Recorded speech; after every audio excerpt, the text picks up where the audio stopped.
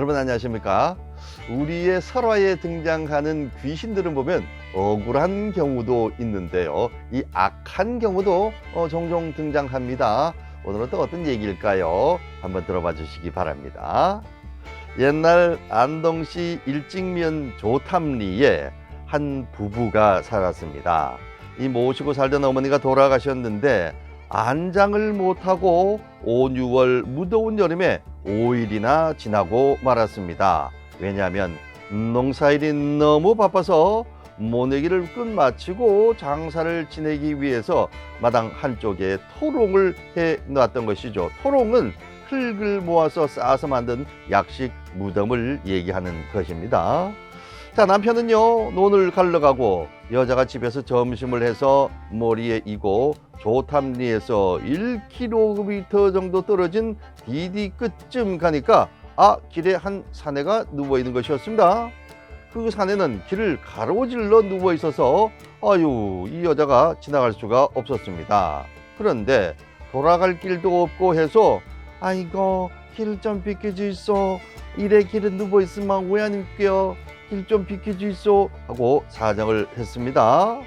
그 사내는 눈을 겨우 뜨더니 기운 없는 소리로 겨우 입을 떼는 것이었습니다. 아이고 내가 길을 가다가 너무 굶어서 허기가 져서 이러이더.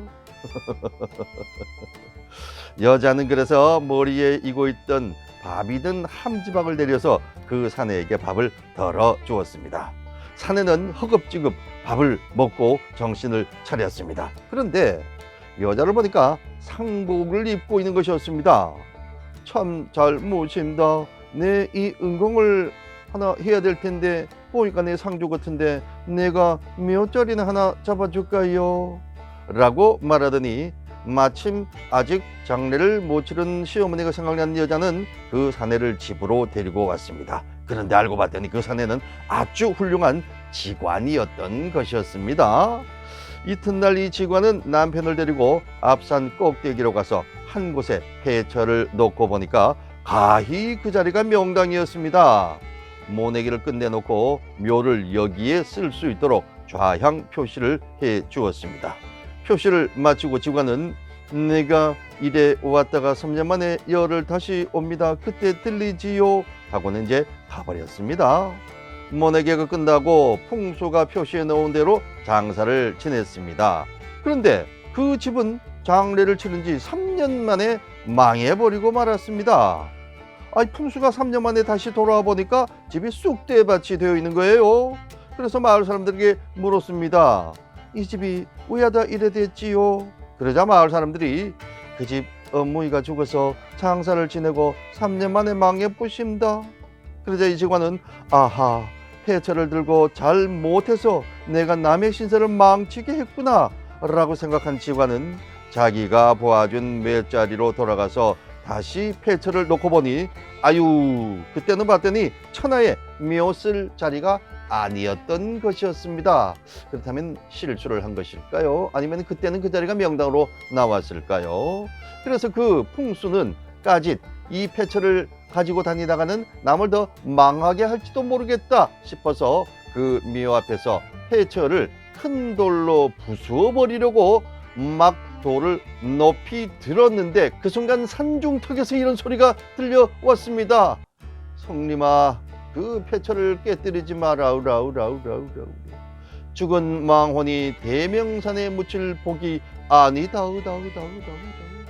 그게 네 도수가 아니라 내 도수다우다우다우다우.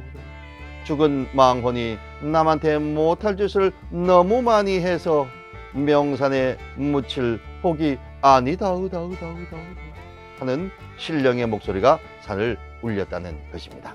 그러니까 결국 무슨 얘기냐? 이 사람은 묘터를 제대로 봤다는 겁니다. 하지만 그것은 결국 산신령이 그렇게 하지 못하도록 직관에게 순간적으로 잘못된 묘를 쓰게 하는 그런 결론을 내리도록 만들었다는 그런 얘기가 되죠. 왜? 그 사람은 좋은 곳에 묻힐 수 있는 그런 사람이 아니었다라는 겁니다. 생전에 이렇게 남에게 나쁜 짓을 많이 하면은 죽어서도 좋은 곳에 묻힐 수가 없다. 결국은 그것이 후대에게도 영향을 미친다라는 그런 것을 암시하는 설화가 아닌가 생각을 합니다. 내가 잘못하면 그 업이 나의 후대에게도 미친다. 그래서 살아서 좋은 일을 많이 하고 살아야겠다. 뭐 저는 그런 생각이 드네요.